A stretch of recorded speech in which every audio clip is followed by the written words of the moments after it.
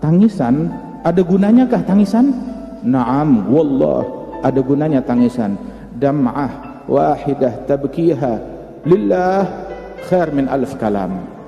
Setetes air mata yang kamu alirkan untuk Allah bagi kemaslahatan umat lebih ampuh, lebih berpengaruh daripada 1000 pidato, 1000 orasi.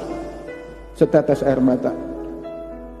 Pembicara banyak, tapi penangis di tengah malam, itu yang kita kehilangan. Wa kana Sayyidina Al-Habib Abdullah bin Ali Al-Haddad, beliau pun di akhir hayat beliau sampai mengatakan di dalam ucapan beliau yang menunjukkan kehilangan beliau kepada wajah-wajah yang mengenal tangisan dan khusyuk kepada Allah Jalla Jalaluhu wa Ta'ala Azamatuh, hingga beliau mengatakan bahwasanya andaikan Allah Subhanahu wa Ta'ala menjaga umurku itu, tidaklah aku meninggal dunia hatta ara wujuhan 'alaiha nuru ilmin wa khasyati, hingga aku melihat wajah-wajah yang nampak di wajah tersebut cahaya takut kepada Allah Ta'ala, cahaya ilmu dan cahaya takut kepada Allah Jalla Jalaluhu wa Ta'ala Ta'zamatuh. Sehingga mereka, para salaf kita ini, kesibukan mereka dengan ilmu sampai akhir hayat. Sebagaimana Sayyidina Ahmad bin Hanbal, beliau mengatakan ma'al mahbarah ilal makbarah, sibuk dengan ilmu sampai saya masuk ke dalam kuburan saya, radhiyallahu anhu ardah. Wa katsir minhum, di akhir hayatnya itu pun juga ilmu enggak dia tinggalkan, sampai dia sakit dia suruh muridnya, kamu yang baca kitab saya dengarkan, sampai akhir hayatnya.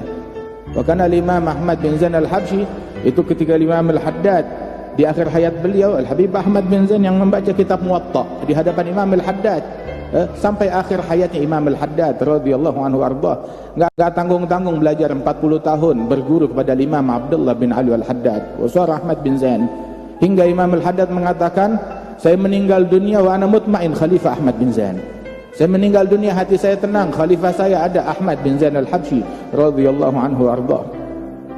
Dan beginilah, wa minhum Syekhana Al-Habib Muhammad Sa'ad bin Ali Al-Idrus, yang di akhir hayatnya itu beliau meninggal dunia, kitab Ihya berada di dada beliau dalam keadaan memeluk kitab Ihya Ulumuddin radhiyallahu anha wa arda. Wa katsir minhum, seumur hidupnya enggak pernah tinggal daripada ilmu, enggak pernah tinggal daripada zikir. Al-Habib Muhammad bin Abdullah Al-Haddar, guru daripada guru-guru kami, itu di akhir hayatnya beliau dalam keadaan sakit. Di akhir hayatnya dia maksa, dia mau ambil air wudu, kemudian dia duduk, itu orang-orang yang ada di sekelilingnya dia talqinkan, semua bilang qul la ilaha illallah, anta qul la ilaha illallah, anta qul la ilaha illallah, hingga dia ucap la ilaha illallah, meninggal dunia dalam keadaan demikian.